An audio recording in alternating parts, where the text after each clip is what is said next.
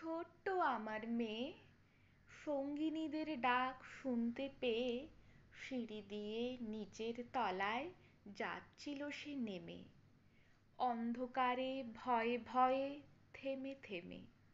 হাতে ছিল প্রদীপ খানি, আঁচল দিয়ে আড়াল করে চলছিল সাবধানী। আমি ছিলাম ছাতে, তারায় ভরা চৈত্র মাসের রাতে।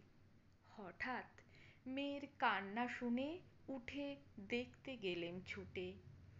সিঁড়ির মধ্যে যেতে যেতে প্রদীপটা তার নিভে গেছে বাতাসেতে। সুধাই তারে, কি হয়েছে বামি? সে কেঁদে কয় নিচে থেকে, হারিয়ে গেছি আমি। তারায় ভরা চৈত্র মাসের রাতে ফিরে গিয়ে ছাতে মনে হলো আকাশ পানে চেয়ে আমার বামির মতোই যেন অমনি কে এক মেয়ে নীলাম্বরের আঁচল খানি ঘিরে দীপশিখাটি বাঁচিয়ে একা চলছে ধীরে ধীরে। নিভত যদি আলো, যদি হঠাৎ যেত থামি, আকাশ ভরে উঠত কেঁদে, হারিয়ে গেছি আমি।